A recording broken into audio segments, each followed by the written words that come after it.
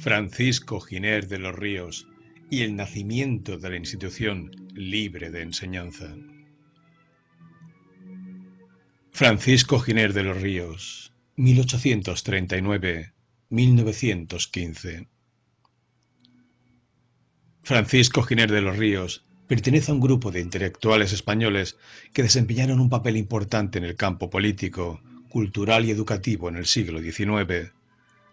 Con independencia de la valoración global que sobre su figura se puede hacer, el análisis de sus ideas, sus influencias, su biografía, su obra, sus publicaciones, nos va a poner de manifiesto algunas de sus inquietudes intelectuales y educativas. Defiendo y comparto las palabras dedicadas por Ruiz Berrio, 1993. Hace 125 años, el 29 de octubre de 1876, Laureano Figuerola, primer rector de la Institución Libre de Enseñanza, leyó el discurso de apertura de las cátedras. Han pasado 125 años desde que un grupo de profesores de la Universidad Española decidieron buscar la libertad, decidieron embarcarse en una aventura que les permitiera soñar la educación que necesitaban. Y lo hicieron creyendo en la educación como un medio de revolución social. Creo que hoy más que nunca es necesario recuperar la utopía que encierra la educación. El objetivo de esta publicación es contribuir y dar a conocer el pensamiento y la obra de un malagueño cuyas ideas cambiaron en el siglo XIX los planteamientos sobre la educación española. La formación de Giner de los Ríos. Francisco Giner fue un jurista de formación y profesión, con amplios conocimientos en varios campos del saber, una fundamentación filosófica sistemática, una gran sensibilidad artística, una curiosidad intelectual múltiple y grandes exigencias éticas que destacó especialmente como uno de los grandes innovadores pedagógicos y como un educador nacional. Nació en Ronda, Málaga, en 1839 y murió en Madrid en 1915. Vivió sus primeros años en Andalucía y a partir de los 24 residió siempre en Madrid. Cursó estudios primarios y secundarios en Cádiz y Alicante e inició la formación universitaria en Barcelona, complementándola en Granada, donde consiguió el título de licenciado en Derecho. En Granada hizo también estudios especiales de literatura y estética, de filosofía alemana y de pintura y música, saberes que cultivaría toda su vida. El nacimiento de la Institución Libre de Enseñanza. El 26 de febrero de 1875 se publicaron un Real Decreto y una circular que firmaba el marqués de Orobio, titular de la cartera de Fomento, que suponían un ataque frontal a la libertad de cátedra. El Estado pretendía controlar los libros de texto y los programas que los profesores impartían en la universidad. Un significativo grupo de catedráticos de universidad y algunos profesores de instituto, por decoro intelectual, por respeto a la ciencia, por amor a la libertad, se negaron a someter sus programas y sus enseñanzas al dogma de la Iglesia Católica. Entonces fueron separados de sus cátedras, alejados de las aulas, encarcelados, desterrados. La Institución Libre de Enseñanza fue fundada en 1876 por varios catedráticos y auxiliares de universidad o instituto, separados de sus clases a consecuencia de su protesta contra los derechos de instrucción pública de 1875, atentatorios de la libertad de la cátedra. En el proyecto de creación se explica con claridad que la organización debe ser independiente de la acción del Estado, dada la dificultad de armonizar la libertad que reclaman la investigación científica y la función del profesor con la tutela que ejerce el Estado.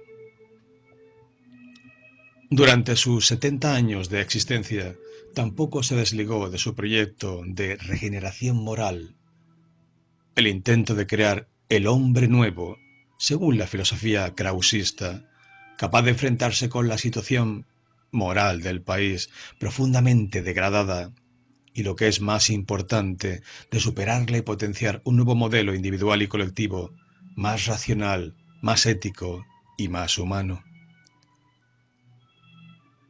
La decisión concreta de fundar un centro de enseñanza la tomó Francisco Giner de los Ríos, junto con sus amigos Gumersindo de Azcárate y Nicolás Salmerón, en el año 1876.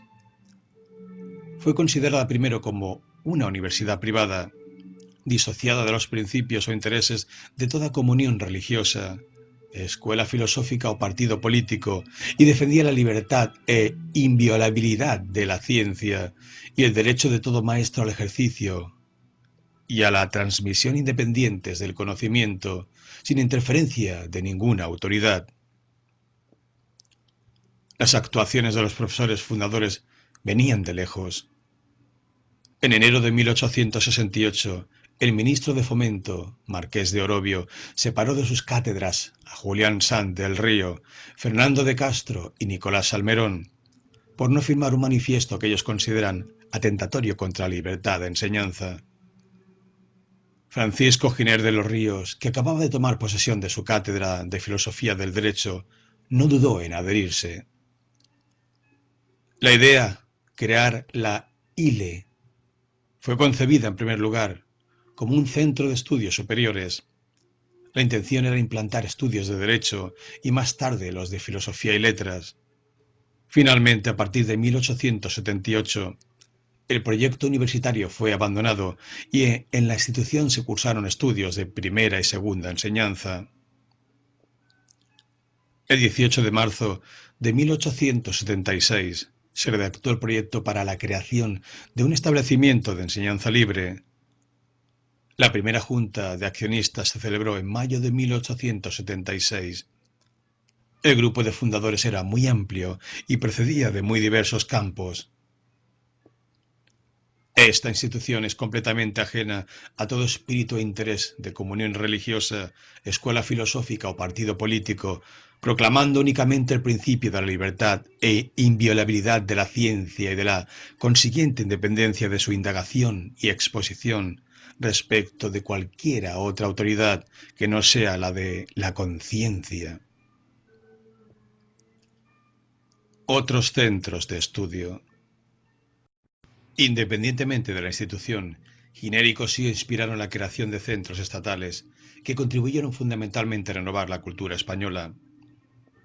La obra de Giner y de sus seguidores ha sido profunda y enorme, pero tuvo siempre en contra a los elementos más reaccionarios del país. El propio Cossío inauguró la Cátedra de Pedagogía en el curso 1904-1905 en la Universidad Central, y en ella se jubiló en 1929.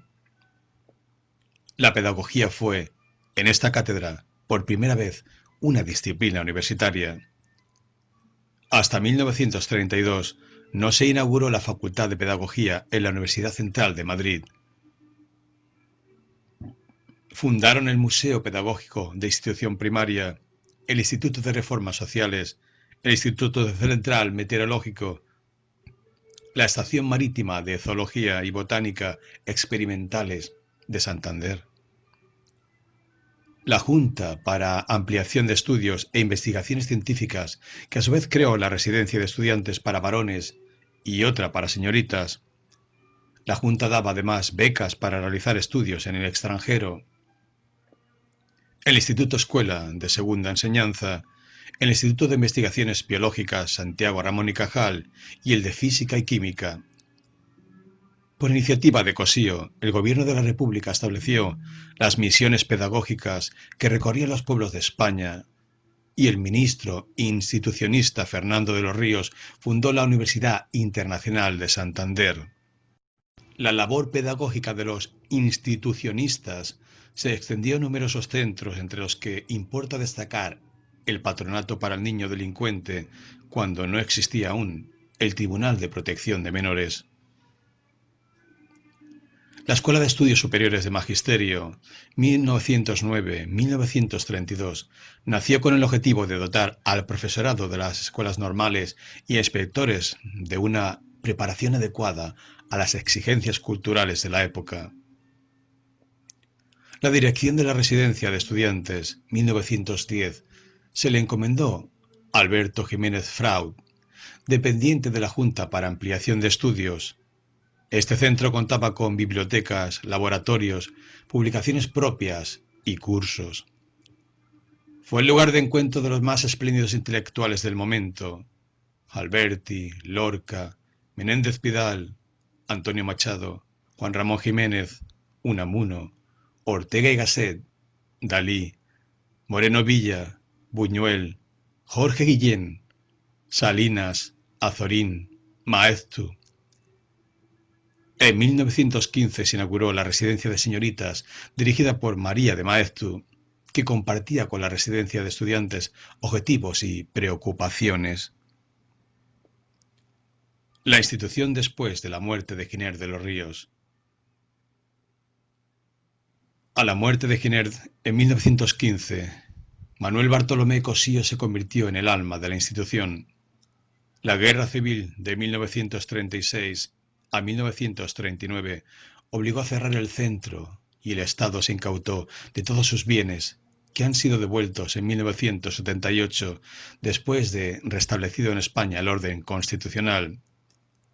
La institución libre de enseñanza fue disuelta por un BOE de 28 de mayo de 1940. En 1978, tras casi 40 años de silencio, de destierro, de dolor, volvió a la actividad la Fundación Giner de los Ríos y en 1985 se produjo la devolución del emblemático local de la ILE de la calle Martínez Campos de Madrid. Recuperar en un estado muchas veces ruinoso parte del patrimonio físico y simbólico incautado a la institución tras la Guerra Civil ha sido un proceso largo y lleno de dificultades. En ningún momento se planteó la posibilidad de volver a abrir un centro educativo. Demasiadas dudas y demasiadas dificultades, inversiones económicas, especialización. Hoy, la institución libre de enseñanza es un espacio para la reflexión. La Fundación Giner de los Ríos, la agrupación de antiguos alumnos, la segunda época del Vile. Hoy la institución libre de enseñanza es, por encima de cualquier otra cosa, un referente que resume lo mejor de nuestra tradición pedagógica. En estos días, en los que no se encuentran modelos, los ideales de ilustración de los hombres y mujeres de la institución continúan tan vigentes como su ideario pedagógico, que podía resumirse en los siguientes conceptos: trabajo intelectual sobrio e intenso, juego corporal al aire libre, larga y frecuente intimidad con la naturaleza y con el arte, contra el sistema corruptor de exámenes, de emulación, de premios y castigos. La libertad en educación, neutralidad, la coeducación y la educación femenina, la educación estética, la educación física, la educación moral, la escuela activa, la escuela unificada, la importancia de las bibliotecas escolares. Postulados de la ILE. El principio fundamental es educar a sus alumnos, que incluye la instrucción de todas las funciones y energías del cuerpo y del alma. Para ello es primordial el principio de la reverencia máxima que al niño se debe. Ajena a todo particularismo religioso, filosófico y político, se propone sembrar en la juventud, con la más absoluta libertad, la más austera reserva en la elaboración de sus normas de vida y el respeto más religioso para cuantas sinceras convicciones consagra la historia. Pretende despertar el interés de sus alumnos hacia una amplia cultura general, de múltiple orientación. Cada época especialmente exige, para cimentar luego en ella, según les sea posible, una educación profesional de acuerdo con sus aptitudes y vocación, escogida más a conciencia de lo que es usual. Tiende a prepararlos para ser en su día científicos, literatos, abogados, médicos, ingenieros, industriales, pero sobre todo, y antes que todo eso, personas capaces de concebir un ideal, de gobernar con sustantividad su propia vida y de producirla mediante el armonioso consorcio de todas sus facultades. La coeducación es un principio esencial del régimen escolar. No existe fundamento para prohibir en la escuela que uno y otro sexo vivan como en la familia y en la sociedad. Juzga la coeducación uno de los resortes fundamentales para la formación de carácter moral, así como de la pureza de costumbres, y el más poderoso para acabar con la actual inferioridad positiva de la mujer, que no empezará a desaparecer hasta que aquella se eduque en cuanto a la cultura general, no solo como, sino con el hombre. Aspira a que sus alumnos puedan servirse pronto y ampliamente de los libros como fuente capital de cultura, pero no emplea los llamados de texto ni las lecciones de memoria al uso, por creer que todo ello contribuye a petrificar el espíritu y a mecanizar el trabajo de clase, donde la función del maestro ha de consistir en despertar y mantener vivo el interés del niño, excitando su pensamiento, sugiriendo cuestiones y nuevos puntos de vista, enseñando a razonar con rigor y a resumir con claridad y precisión los resultados. La clase no sirve para dar y tomar lecciones, o sea, para comprobar lo aprendido fuera de ella, sino para enseñar y aprender a trabajar, fomentando, que no pretendiendo vanamente suprimir, el ineludible esfuerzo personal, si ha de haber obra viva y cultivándolo reflexivamente a fin de mejorar el resultado. La institución considera indispensable, para la eficacia de su obra, la activa cooperación de las familias. Nada es tan nocivo para la educación del niño como el manifiesto o latente desacuerdo entre su familia y su escuela. Nada, por el contrario, tan favorable como el natural y recíproco influjo de una en otra. La educación elemental y la secundaria no pueden separarse. Forman un proceso continuo que también debe extenderse a las universidades con los mismos métodos. Las clases deben ser una conversación familiar e informal entre maestros y alumnos, llevados por un espíritu de descubrimiento, métodos intuitivos, realidades en vez de abstracciones, objetos en vez de palabras, diálogo socrático. El aula debe ser un taller, el maestro un director, los alumnos una familia. La disciplina no puede basarse en castigos, sino en la idea de la corrección y la reforma. Los juegos y otras actividades libres son lo que da la mejor oportunidad para observar las inclinaciones de los niños. La obediencia a la ley debe excluir todo predominio de la voluntad independiente o de un poder dictatorial. Se propugna el principio de la pedagogía activa y, en íntimo contacto con la vida, el método intuitivo, expresión acuñada por Pestalozzi y Froebel. Cuando se funda la institución libre de enseñanza, la influencia teórica central viene de estos dos pedagogos y aunque nunca se abandone del todo, el método intuitivo va modernizándose y enriqueciéndose al contacto cotidiano con las ideas de aquí y de allí, hasta alcanzar unas dimensiones plenamente contemporáneas por obra del genio educador de Manuel Bartolomé Cosío.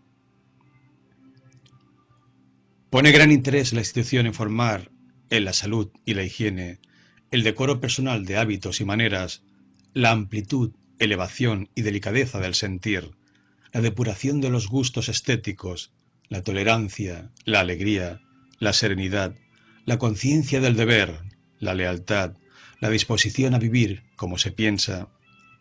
Utiliza el trabajo intelectual sobrio e intenso, el juego corporal al aire libre, la relación con la naturaleza y con el arte. Reniega del sistema corruptor de exámenes, de la emulación, de los premios y castigos, del espionaje hacia los alumnos. Principios pedagógicos. Libertad de cátedra y ciencia de la ILE, como quedaba reflejado en el Vile y la Constitución de 1876, era ajena a todo interés de comunión religiosa, escuela filosófica o partido político. La palabra clave era, pues, independencia total de tipo político, religioso e ideológico, y para poder investigar los distintos ámbitos de la ciencia, el profesor es el único responsable de lo que enseña. Concepto de educación. Se pretendía desarrollar y educar al alumno en una doble perspectiva: significado instructivo del contenido y autonomía moral personal. Tiene que ser un instrumento de conformación moral y de personalidad. La ética es de la libertad. Quieren crear espíritus libres y críticos. El gran reto moral de la educación será la autonomía. Quizá por esto se acusa a las instituciones de ateos. La otra perspectiva es instructiva, o lo que es lo mismo, la instrucción en el conocimiento. Coeducación. Es un principio de ruptura e innovador que provoca tensiones en la sociedad. Tiene dos dimensiones. Organizativa. Niños y niñas se han de educar juntos y compartir los mismos espacios físicos. Curricular. Tanto el currículo como los métodos u organización ha de ser común en niños y niñas. El mayor defensor de este principio fue Cosío. La mujer ha de educarse no solo con el hombre, sino como el hombre. Defendía que si niños y niñas jugaban juntos en la calle, ¿por qué no iba a estudiar juntos también? Perspectiva metodológica. Se trata de la organización de los elementos escolares para que produzcan una actitud cognitiva en los sujetos. El proceso pedagógico se encontraba hasta entonces con libros, y la ILE no está de acuerdo con esto. No defiende los textos ni el aprendizaje de memoria, sino que defienden los textos abiertos.